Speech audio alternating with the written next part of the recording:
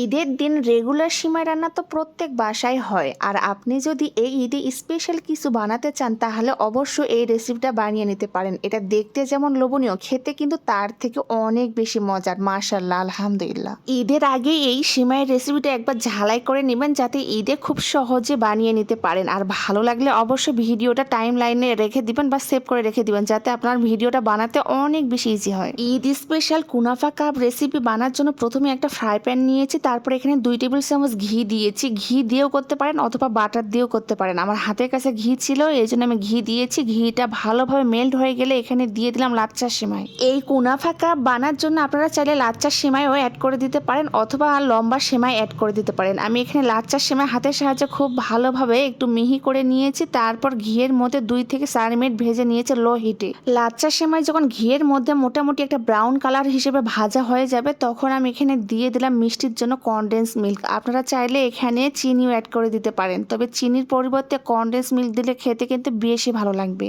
Condense milk দেওয়ার পর স্প্যাচুলারের সাহায্যে আমি খুব ভালোভাবে সেমাইয়ের সঙ্গে মিক্সড করে নিব যাতে একদমই দলা পেকে না যায়। এখন চুলা বন্ধ করে দিয়ে আমি ভালোভাবে মিক্স করে এক সাইডে রেখে দিব। এই পর্যায়ে যে বোলের মধ্যে অথবা কাপের মধ্যে আপনি এই কাপটা সেট করবেন সেই কাপের মধ্যে অবশ্যই ঘি অথবা তেল ব্রাশ করে নেবেন, না হলে কিন্তু উঠতে চাইবে না একদম। আমি এই পর্যায়ে কেক বানানো একটা মোলের মধ্যে ঘি ব্রাশ করে নিয়েছি যাতে খুব সহজে উঠে আসে। আর আগে যে সিমাইটা আমি কনডেন্স মিল্কের সঙ্গে ভালোভাবে ভেজে রেখেছিলাম সেই সিমাইটা দিয়ে সুন্দর করে একটা কাপের শেপ দিয়ে দিব।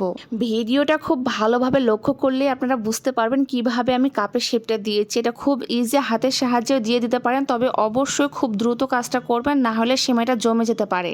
এভাবে লাচ্চা সিমাই দিয়ে খুব সহজে কুনাফা কাপ আমি রেডি করে নিয়েছি। এটা এখন নর্মাল ফ্রিজে রেখে দিব 20 মিনিটের মধ্যে। 20 মিনিটের মধ্যে এই কাপগুলো একদমই সেট হয়ে যাবে। কুনাফা কাপের ভিতরে পুরটা রেডি করার জন্য আমি চুলার উপরে একটা ফ্রাই প্যান বসিয়ে দিয়েছি। আমি এখানে লিকুইড মিল্ক নিয়েছি, আপনারা চাইলে তরল দুধের পরিবর্তে গুঁড়া দুধও অ্যাড করে দিতে পারেন। আমি তরল দুধটাকে মোটামুটি একটু ফুটিয়ে নিয়েছি। একটা বোলের মধ্যে ঠান্ডা দুধের মধ্যে আমি কাস্টার্ড গুলে নিয়েছিলাম। এখন ফুটন্ত দুধের মধ্যে অল্প অল্প করে কাস্টার্ড দিব আর স্প্যাচুলার সঙ্গে নাড়তে থাকবো যাতে কোনোভাবে লাঞ্চ পেকে না যায়। কাস্টার্ডটা অ্যাড করার ফলে দুধের মধ্যে সুন্দর একটা ঘ্রাণ চলে আসবে আর দুধটা যাতে আরও তাড়াতাড়ি ঘন হয়ে যায় এই জন্য এখানে দিয়ে দিলাম গুঁড়া দুধ। গুঁড়া দুধ আমি দেওয়ার পর আমি ভালোভাবে মিক্সড করে নিয়েছি যাতে কোনো প্রকারের লাঞ্চ না পেকে যায়। মিষ্টির জন্য দিয়ে দিলাম আমার টেস্ট অনুযায়ী চিনি। চিনির পরিমাণটা বাড়িয়ে বা কমিয়ে দিতে পারেন। তারপর সবগুলো উপকরণ মিক্সড করে এটা এক সাইডে রেখে দেবো মোটামুটি ঠান্ডা হওয়ার পর। কিছুক্ষণ পর ফ্রিজ থেকে কুনাফা কাপগুলো বের করার পর এর মাঝে পুর দিয়ে উপরের দিক থেকে একটু বাদাম ছিটিয়ে দিলে তৈরি হয়ে গেল